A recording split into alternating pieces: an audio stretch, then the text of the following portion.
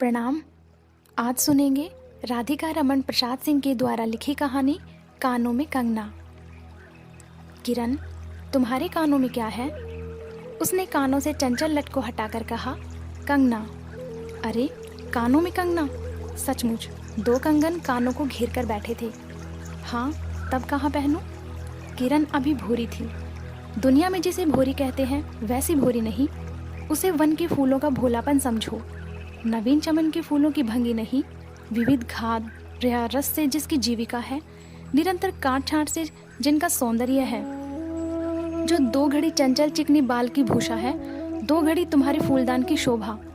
One के फूल ऐसे नहीं, प्रकृति के हाथों लगे मेघ हैं, मेघों की धारा से बढ़े हैं। चटुल दृष्टि इन्हें पाती नहीं, जगदायु इन्हें छूती नहीं। यह सरल सुंदर सौरभमय जीवन है। जब जीवित रहे तब चारों तरफ अपने प्राण धन से हरे भरे रहे। जब समय आया तब अपनी माँ की गोद में झड़ पड़े। आकाश स्वच्छ था, नील उदार सुंदर, पत्ते शांत थे। संध्या हो चली थी। सुनहरी किरणें सुदूर पर्वत की चूड़ा से देख रही थी। वह पतली किरण अपनी मृत्युशैया से इस शून्य निविड़ कानन में क्या ढूंढ रही थी, कौन जाने। किसे एकटक देखती थी, कौन जाने। अपनी लीला भूमि को स्नेह करना चाहती थी, या हमारे बाद वहाँ क्या हो रहा है इसे जोहती थी। मैं क्या बता सकूं, जो हो उसकी उस भंगी में आकांक्षा अवश्य थी। मैं तो खड़ा खड़ा उन बड़ी आंखों की किरण लूटता था। आकाश में तारों को देखा या उन जगमग आंखों को देखा, बात एक ही थी। हम दूर से तारों की सुंदर शून्य झिकमिक को बार बार देखते हैं, लेकिन वह सस्पंद निश्चेष्ट ज्योति सचमुच भावहीन है, या आप ही आप अपनी अंतर्लहरी से मस्त है, इसे जानना आसान नहीं। हमारी ऐसी आंखें कहाँ कि उनके सहारे उस निगूढ़ अंतर में डूबकर था ले। मैं रसाल की डोली थामकर पास ही खड़ा था। वह बालों को हटाकर कंगन दिखाने की भंगी प्राणों में रह रहकर उठती थी। जब माखन चुराने वाले ने गोपियों के सर के मटकों को तोड़कर उनके भीतर किले को तोड़ डाला, या नूरजहां ने अंचल से कबूतर को उड़ाकर शाहजहां को कठोर हृदय की धज्जियां उड़ा दी, फिर नदी के किनारे बसंत बल्लभ रसाल पल्लवों की छाया में बैठी किसी अपरूप बालिका की यह सरस स्निग्ध भंगिमा एक मानव अंतर पर क्यों ना दौड़े। किरण इन आंखों के सामने प्रतिदिन आती ही जाती थी। कभी आम के टिकोरे से आंचल भर लाती, कभी मौलसिरी के फूलों की माला बना लाती, लेकिन कभी भी ऐसी बाल सुलभ लीला आंखों से होकर हृदय तक नहीं उतरी। आज क्या था, कौन शुभ या अशुभ क्षण था कि अचानक वह बनेली लता मंदार माला से भी कहीं मनोरम दिख पड़ी। कौन जानता था कि चाल से कुचाल जाने में, हाथों से कंगन भूलकर कानों में पहनने में इतनी माधुरी है। 2 टके के कंगन में इतनी शक्ति है। गोपियों को कभी स्वप्न में भी नहीं झलका था कि बांस की बांसुरी में घूंघट खोलकर नचा देने वाली शक्ति भरी है। मैंने चटपट उसके कानों से कंगन उतार लिया, फिर धीरे धीरे उसकी उंगलियों पर चढ़ाने लगा। न जाने उस घड़ी कैसी खलबली थी, मुंह से अचानक निकल आया। किरण, आज की यह घटना मुझे मरते दम तक नहीं भूलेगी। यह भीतर तक बैठ गई। उसकी बड़ी बड़ी आंखें और भी बड़ी हो गई। मुझे चोट सी लगी। मैं तत्क्षण योगेश्वर की कुटी की तरफ चल दिया। प्राण भी उसी समय नहीं चल दिए। यही विस्मय था। एक दिन था कि इसी दुनिया में दुनिया से दूर रहकर लोग दूसरी दुनिया का सुख उठाते थे। हरिचंदन के पल्लवों की छाया भूलोक पर कहाँ मिले, लेकिन किसी समय हमारे यहाँ भी ऐसे वन थे जिनके वृक्षों के साये में घड़ी निवारने के लिए स्वर्ग से देवता भी उतर आते थे। जिस पंचवटी का अनंत यौवन देखकर राम की आंखें भी खिल उठी थी, वहाँ के निवासियों ने कभी अमरतरु के फूलों की माला नहीं चाही, मंदाकिनी की छींटों की शीतलता नहीं ढूंढी। नंदोप वन की सानी कहाँ वन की थी। कल्पवृक्ष की छाया में शांति अवश्य है, लेकिन कदम की छैया कहाँ मिल सकती। हमारी तुम्हारी आंखों ने कभी नंदोत्वन की लीला नहीं देखी, लेकिन इसी भूतल पर एक ऐसा उत्सव हो चुका है जिसको देख देख कर प्रकृति तथा रजनी 6 महीने तक ठगी रही। शत शत देवांगनाओं ने पारिजात के फूलों की वर्षा से नंदन कानन को उजाड़ डाला। समय ने सब कुछ पलट दिया। अब ऐसे वन नहीं जहाँ कृष्ण गोलोक से उतरकर 2 घड़ी वंशी की टेर दे, ऐसे कुटीर नहीं जिनके दर्शन से रामचंद्र का भी अंतर प्रसन्न हो, या ऐसे मुनीष नहीं जो धर्म धुरंधर धर्मराज को भी धर्म में शिक्षा दे। यदि 1-2 भूले भटके हो भी, तब अभी तक उन पर दुनिया का पर्दा नहीं उठा। जनमाया की माया नहीं, लेकिन वे कब तक बचे रहेंगे? लोग अपने यहाँ अलौकिक बातें कब तक होने देगा? भवसागर की जल तरंगों पर स्थिर होना कब संभव है? ऋषिकेश के पास एक सुंदर वन है, सुंदर नहीं अपरूप सुंदर। वह प्रमोदवन के विलास निकुंजों जैसा सुंदर नहीं, वरन चित्रकूट या पंचवटी की महिमा से मंडित है। वहाँ चिकनी चांदनी में बैठकर कनक घुंघरू की इच्छा नहीं होती, वरन प्राणों में ऐसी आवेश धारा बहती है जो कभी अनंतर साधना के कूल पर पहुंच आती है, कभी जीव जगत के एक एक तत्व से दौड़ मिलती है। गंगा की अनंत गरिमा, वन की निविड़ योग निद्रा वहीं देख पड़ेगी। कौन कहे वहां जाकर यह चंचल चित्त क्या चाहता है? गंभीर अलौकिक आनंद या शांत सुंदर मरण। इसी वन में एक कुटी बनाकर योगीश्वर रहते थे। योगीश्वर ही थे। यद्यपि वह भूतल ही पर रहते थे, तथापि उन्हें इस लोक का जीव कहना यथार्थ नहीं था। उनकी चित्तवृत्ति सरस्वती के श्री चरणों में थी या ब्रह्मलोक की अनंत शांति से लिपटी थी, और वह बालिका स्वर्ग से एक रश्मि उतरकर उस घने जंगल में उजेला करती फिरती थी। वह लौकिक मायाबद्ध जीवन नहीं था।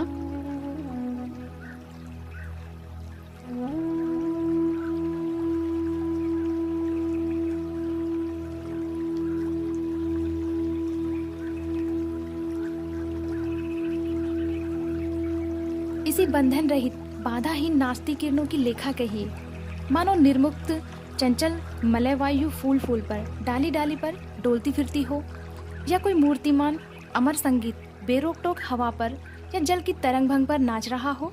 मैं ही वहाँ इस लोक का प्रतिनिधि था। मैं ही उनको उनकी अलौकिक स्थिति से, इस जटिल मत्स्य राज्य से खींच कर लाता था। कुछ साल से मैं योगेश्वर के यहाँ आता जाता था। पिता की आज्ञा थी कि मैं उनके यहाँ जाकर अपने धर्म के सब ग्रंथ पढ़ूं। योगेश्वर और बाबा लड़कपन के साथी थे, इसलिए उनकी मुझ पर इतनी दया थी। किरण उनकी लड़की थी। उस कुटीर में एक वही दीपक थी। जिस दिन की घटना मैं लिख आया हूँ, उसी दिन सवेरे मेरी अध्ययन की पूर्णाहुति थी, और बाबा के कहने पर एक जोड़ा पीताम्बर, 5 स्वर्ण मुद्राएं तथा किरण के लिए 2 कंगन आचार्य के निकट ले गया। योगेश्वर ने सब लौटा दिए, केवल कंगन को किरण उठा ले गई। वह क्या समझकर चुप रह गई? समय का अद्भुत चक्र है। जिस दिन मैंने धर्म ग्रंथों से मुंह मोड़ा, उसी दिन कामदेव ने वहां आकर उनकी किताब का पहला सफा उल्टा। दूसरे दिन मैं योगेश्वर से मिलने गया।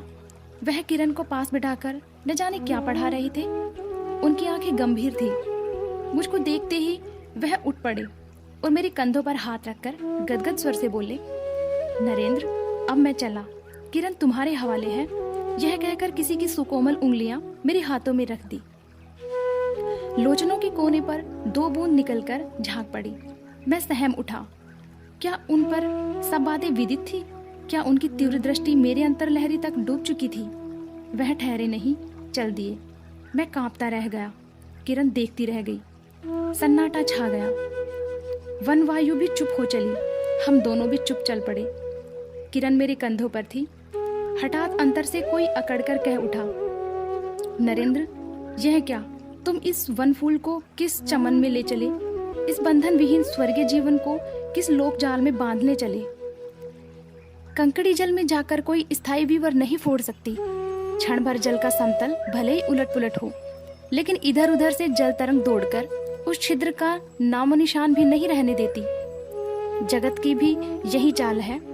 यदि स्वर्ग से देवेंद्र भी आकर इस लोक चलाचल में खड़े हों, फिर संसार देखते ही देखते उन्हें अपना बना लेगा। इस कार्य कोठरी में आकर इसकी कालिमा से बचे रहे। ऐसी शक्ति अब आकाश कुसुम ही समझो।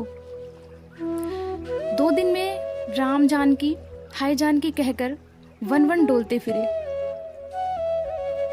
तो क्षण में यही विश्वामित्र को भी स्वर्ग से घसीट लाया। किरण की भी यही अवस्था हुई। कहाँ प्रकृति की निर्मुक्त गोद, कहाँ जगत का जटिल बंधन पाश। कहाँ से कहाँ आ पड़े। वह अलौकिक भोलापन, वह निसर्ग उच्छ्वास हाथों हाथ लुट गए। उस वन फूल की विमल कांति लौकिक वमन की मायावी मनोहारिणी में परिणित हुई। अब आंखें उठाकर आकाश से नीरव बातचीत करने का अवसर कहाँ से मिले। मलय वायु से मिलकर मलयाचल के फूलों की पूछताछ क्यों कर हो। जब किशोरी नए सांचे में ढलकर उतरी, उसे पहचानना भी कठिन था। वह अब लाल चोली, हरी साड़ी पहनकर सर पर सिंदूर रेखा सजती और हाथों के कंगन, कानों की बाली, गले की कंठी तथा कमर की करघनी दिन दिन उसके चित्त को नचायन मारती थी। जब कभी वह सज धजकर चांदनी में कोठे पर उतरती और वसंत वायु उसके आंचल से मोतियों की लपट लाकर मेरी बरामदे में भर देता, फिर किसी मतवाली माधुरी या तीव्र मदिरा के नशे में मेरा मस्तिष्क घूम जाता और चटपट अपना प्रेम चित्कार फूलदार रंगीन चिट्ठी से भरकर जूही के हाथ ऊपर भिजवाता या बाजार से दौड़कर कट की गहने या विलायती चूड़ी खरीद लाता। लेकिन जो हो, अब भी कभी कभी उसके प्रफुल्ल वदन पर उस आलोक आलोक की छटा पूर्व जन्म की सुख स्मृतिवत चली आती थी और आंखें उसी जीवंत सुंदर झिकमिक का नाच दिखाती। अब अंतर प्रसन्न था, फिर बाहरी चेष्टा पर प्रतिबिंब क्यों ना पड़े। यूं ही साल 2 साल मुरादाबाद में कट गई। एक दिन मोहन के यहाँ नाच देखने गया। वहीं किन्नरी से आंखें मिली क्या, लीन हो गई। नवीन यौवन, कोकिल कंठा, चतुर चंचल चेष्टा तथा मायावी चमक। अब चित्त को चलाने के लिए और क्या चाहिए। किन्नरी सचमुच किन्नरी ही थी, नाचने वाली नहीं, नचाने वाली थी। पहली बार देखकर उसे इस लोक की सुंदरी समझना दुस्तर था।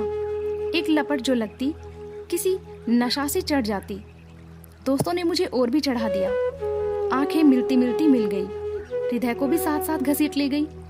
फिर क्या था, इतने दिनों की धर्म शिक्षा, सतवत्सर की पूज्य लक्ष्मी, बाप दादों की कुल प्रतिष्ठा, पत्नी से पवित्र प्रेम, एक एक करके उस प्रदीप्त वासना कुंड में भस्म होने लगे। अग्नि और भी बढ़ती गई। किन्नरी की चिकनी दृष्टि, चिकनी बातें घी बरसाती रही। घर बार सब जल उठा, मैं भी निरंतर जलने लगा। लेकिन जो जो जलता गया, जलने की इच्छा जलाती रही। 5 महीने कट गए, नशा उतरा नहीं। बनारसी साड़ी, पारसी जैकेट, मोती का हार, कट की कर्णफूल, सब कुछ लाकर उस मायाकारी के अलग तक रंजित चरणों पर रखे। किरण हेमंत की मालती बनी थी, जिस पर एक फूल नहीं, एक पल्लव नहीं। घर की वधू क्या करती? जो अनंत सूत्र में बंधा था, जो अनंत जीवन का संगी था, वही हाथों हाथ पराये के हाथ बिक गया। फिर ये तो 2 दिन के चकमकी खिलौने थे, इन्हें शरीर बदलते क्या देर लगी। दिन भर बहानों की माला गुथ गुथ किरण के गले में और शाम को मोती की माला उस नाचने वाले के गले में शशंक निर्लज डाल देना, यही मेरा जीवन निर्वाह था। एक दिन सारी बातें खुल गई। किरण पछाड़ खाकर भूमि पर जा पड़ी। उसकी आंखों में आंसू न थे, मेरी आंखों में दया न थी। बरसात की रात थी, रिमझिम बूंदों की झड़ी थी। चांदनी मेघों से आंख मुंदोवल खेल रही थी। बिजली काले कटाक से बार बार झांकती थी, किसी चंचल देखती थी। तब बादल किस मरोड़ से रह रहकर चिल्लाते थे। इन्हें सोचने का मुझे अवसर नहीं था। मैं तो किन्नरी के दरवाजे से हटा असलोता था। आंखों के ऊपर न चांदनी थी न बदली थी। त्रिशंकु ने स्वर को जाते जाते बीच में ही टंग कर किसी दुख को उठाया और मैं तो अपने स्वर्ग के दरवाजे पर सर रखकर निराश लौटा था। मेरी वेदना क्यों ना बड़ी हो। मेरी उंगलियों में एक अंगूठी भी रहती तो उसे नजर कर उसके चरणों पर लौटाता। घर पर आते ही जूही को पुकार उठा, जूही, किरण के पास कुछ भी बचा हो तब फौरन जाकर मांग लाओ। ऊपर से कोई आवाज नहीं आई, केवल सर के ऊपर से काला बादल कालांत चित्कार से चिल्ला उठा। मेरा मस्तिष्क घूम गया।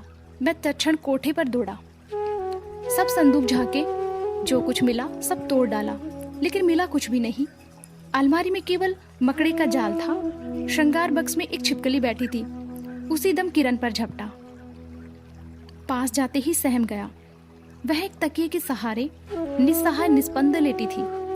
केवल चांद ने खिड़की से होकर उसे गोद ले रखा था और वायु उस शरीर पर जल से भिगोया पंखा झल रही थी। मुख पर एक अपरूप छटा थी। कौन कहे, कहीं जीवन की शेष रश्मि क्षण भर वहीं अटकी हो। आंखों में एक जीवन ज्योति थी, शायद प्राण शरीर से निकलकर किसी आश्रय से वहां बैठ रहा था। मैं फिर पुकार उठा, किरण, किरण, तुम्हारे पास कोई गहना भी रहा है? हाँ, छीणकंठ की काकली थी। कहाँ है, अभी देखने दो। उसने धीरे से घूंघट सरका कर कहा, वहीं, कानों का कंगना। सर तकिए से ढल पड़ा, आंखें भी झिप गई। वह जीवंत रेखा कहीं चली गई। क्या इतने ही के लिए अब तक ठहरी थी? आंखें मुख पर जा पड़ी। वही कंगन थे, वैसे ही कानों को घेर कर बैठे थे। मेरी स्मृति तड़िक बेग से नाच उठी। दुष्यंत ने अंगूठी पहचान ली। भूली शकुंतला उस पल याद आ गई। लेकिन दुष्यंत सौभाग्यशाली थे, चक्रवर्ती राजा थे। अपनी प्राण प्रिया को आकाश पाताल छानकर ढूंढ निकाला। मेरी किरण तो इस भूतल पर ना थी। किसी तरह प्राण देकर भी पता पाता परलोक से ढूंढ निकालूं, ऐसी शक्ति इस दीनहीन मानव में कहाँ? चढ़ा नशा उतर पड़ा, सारी बातें सूझ गई। आंखों पर की पट्टी खुल पड़ी, लेकिन खुली भी तो उसी समय जब जीवन में केवल अंधकार ही रह गया। कहानी कैसी लगी जरूर बताइएगा। धन्यवाद।